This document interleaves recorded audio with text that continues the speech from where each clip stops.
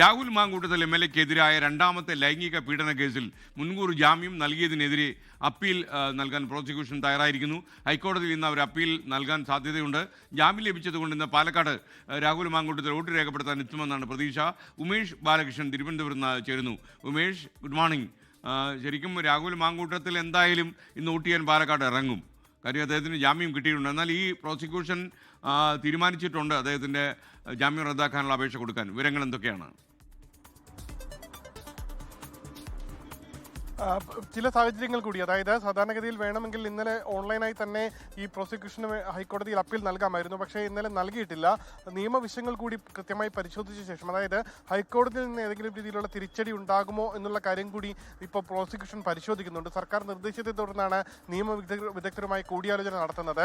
കാരണം കഴിഞ്ഞ ദിവസം ഈ വിശദമായ ഒരു വിധിപ്പകർപ്പ് തന്നെ ഇതുമായി ബന്ധപ്പെട്ട് സെഷൻസ് കോടതി ഇറക്കിയിരുന്നു. അതിൽ പ്രധാനമായ ചില ചോദ്യങ്ങൾ ചോദിക്കുന്നുണ്ട്. എന്തുകൊണ്ട് പോലീസിൽ പരാതി നൽകാതെ ഈ 23 വയസ്സുകാരിയായ രണ്ടാമത്തെ കേസിലെ പെൺകുട്ടി KPCC അധ്യക്ഷന് പരാതി നൽകി? ഒപ്പം ഇതുമായി ബന്ധപ്പെട്ട് പരാതി വൈകാനുള്ള കാരണങ്ങൾ, അത് പല കാരണങ്ങളാണ് ഈ അതിജീവിത പറയുന്നത്. അതോടൊപ്പം എന്തിനാണ് ഈ കാലതാമസം വന്നു എന്നുള്ള കാര്യത്തിൽ കൃത്യമായ മറുപടിയും ഇതിൽ പറയുന്നില്ല. ഇക്കാര്യങ്ങൾ ചില ചോദ്യങ്ങളാണ് കോടതി ചോദിക്കുന്നത്. ചില അസംഷനിലേക്കും എത്തിയിട്ടുണ്ട്. അതുകൂടാതെ ഇതുമായി ബന്ധപ്പെട്ട് സമർപ്പിച്ച ഡിജിറ്റൽ തെളിവുകൾ, പ്രത്യേകിച്ച് വാട്സപ്പ്, ടെലഗ്രാം ചാറ്റുകൾ, ഈ ചാറ്റുകൾ പ്രോസിക്യൂഷൻ കോടതിയിൽ സമർപ്പിച്ചിരുന്നു. എന്നാൽ അതിൽ ചില സംശയങ്ങൾ കോടതി ഉന്നയിക്കുന്നുണ്ട്. കാരണം ആ ചാറ്റുകൾ വായിച്ചാൽ ഇതിൽ കൺസേൺ ഉണ്ട്, ഇത്തരത്തിലൊരു ബലം പ്രയോഗിച്ചൊരു കൊണ്ടുപോയതല്ല എന്നുള്ള രീതിയിലുള്ള അസംഷൻസിലേക്കും കോടതി എത്തിയിരുന്നു. ആ സാഹചര്യത്തിൽ നിയമവശങ്ങൾ കൂടി പരിഗണിച്ചായിരിക്കും എന്തായാലും ഹൈക്കോടതിയിൽ അപ്പീൽ പോകുന്ന കാര്യത്തിൽ ഒരു അന്തിമ തീരുമാനമെടുക്കുക എന്നുള്ളതാണ് ഇപ്പോൾ മനസ്സിലാക്കുന്നത്. എന്തായാലും ഹൈക്കോടതിയിൽ നിയമവിദഗ്ധരുമായി, ഹൈക്കോടതിയിലെ മുതിർന്ന അഭിഭാഷകരുമായെല്ലാം സർക്കാർ കൂടിയാലോചനകൾ നടത്തുന്നുണ്ട്.